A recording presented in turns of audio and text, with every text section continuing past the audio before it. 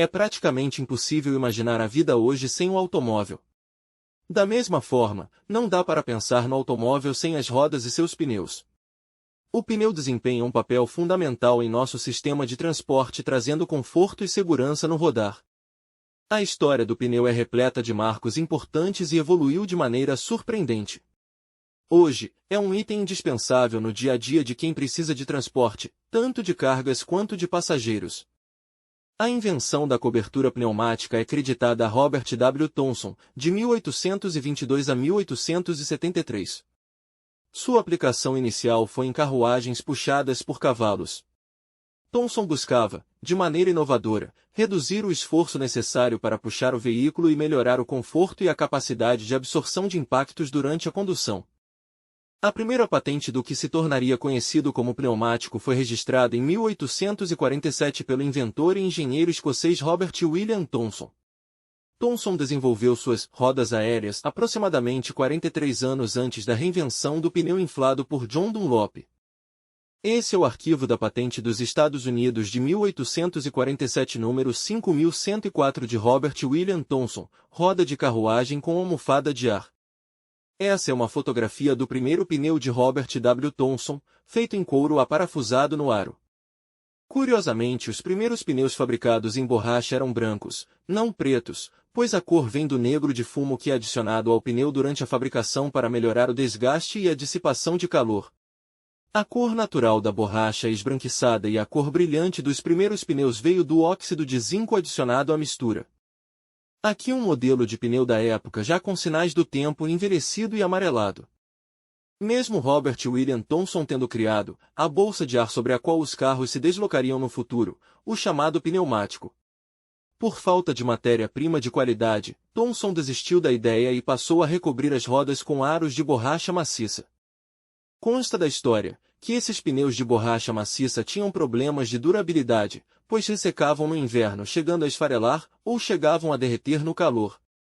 Esse é Charles Goodyear, responsável por solucionar um dos grandes problemas da borracha, ressecar no frio e derreter no calor. Após alguns experimentos, ele descobriu, em 1839, o hoje conhecido como processo de vulcanização.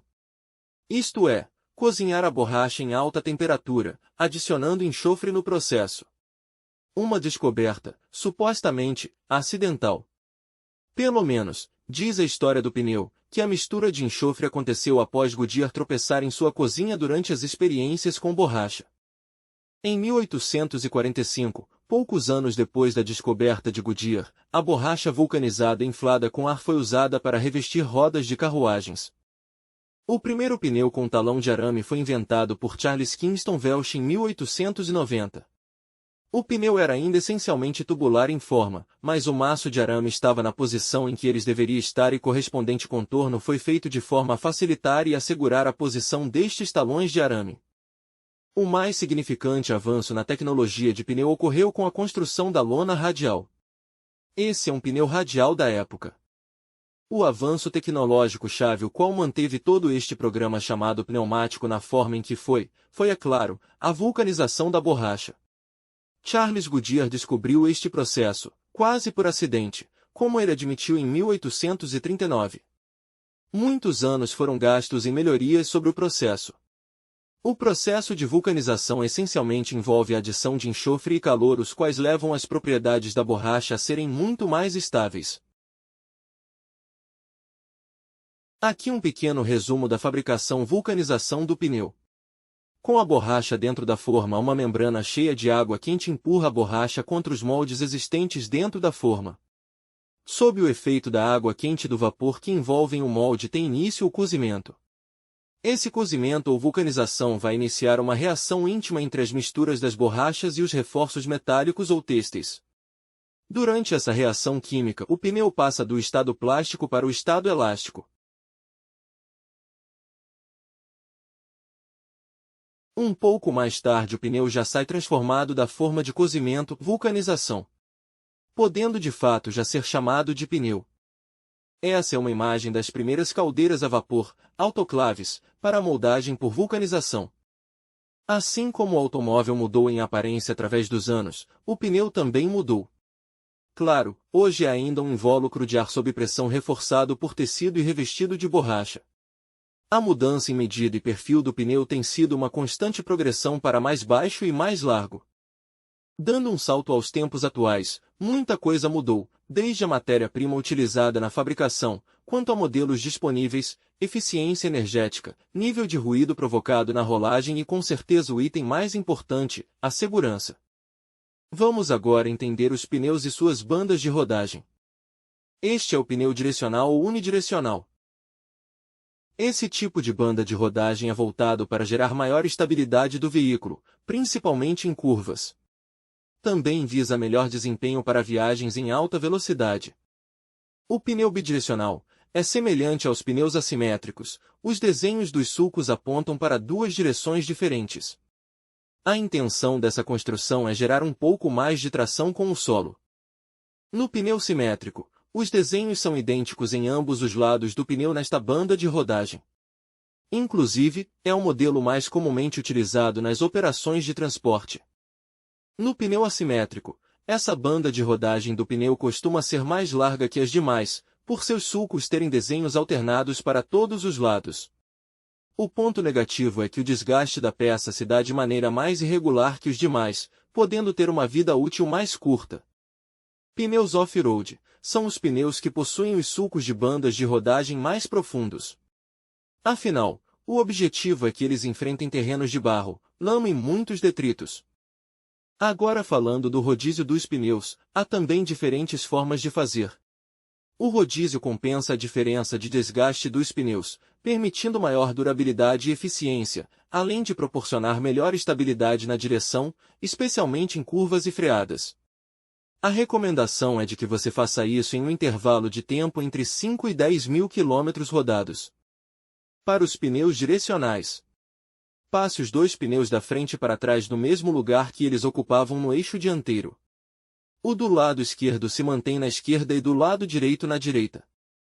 No caso dos pneus simétricos, o rodízio é feito passando os pneus da frente para trás e vice-versa, respeitando a posição em que estavam. O que estava no lado direito permanece no lado direito e o esquerdo no esquerdo. A grande maioria dos rodízios é feita desta forma. Para rodízio de pneus assimétricos para veículos com tração dianteira, passe os pneus que estão no eixo traseiro de forma cruzada para o eixo dianteiro, colocando o pneu da direita no lado esquerdo e o do lado esquerdo para o direito. Já os dois pneus da frente, passe para trás na mesma posição que estavam no eixo dianteiro. Para rodízio de pneus assimétricos para veículos com tração traseira, passe os pneus da frente de forma cruzada para trás, com o pneu da direita indo para o lado esquerdo e o da esquerda indo para o lado direito. Já os dois pneus de trás, passe para frente na mesma posição que estavam no eixo traseiro. Agora vou falar com relação à estrutura de um pneu, que conta com vários elementos. Elementos esses que veremos a seguir. O pneu é composto basicamente por 5 partes, a primeira delas é a banda de rodagem. Essa é a única área que fica diretamente em contato com o chão. Se ela estiver em bom estado, com certeza isso se transmitirá em segurança, respondendo imediatamente aos comandos de virar, acelerar e frear, mesmo em pista molhada. A segunda parte é a estrutura da carcaça. Ela é formada por camadas sobrepostas de lonas têxteis ou metálicas e borracha, que definem qual será a resistência do pneu e os padrões de carga e velocidade que ele poderá suportar. A terceira parte chama-se lamier, uma camada interna de borracha, que além de impermeabilizar a estrutura da carcaça, serve para reter o ar do pneu, fazendo o papel que era da câmara de ar dos pneus mais antigos. Depois temos as laterais, também chamadas de flancos, que são as paredes laterais dos pneus, produzida com uma borracha bem flexível, responsável por proteger o pneu de impactos e pequenos obstáculos. Por último, o talão, feito de arames super resistentes, que mantém o pneu preso ao aro da roda. É ele quem garante a estabilidade lateral e direcional do pneu. Esses são os 5 elementos principais da estrutura de um pneu.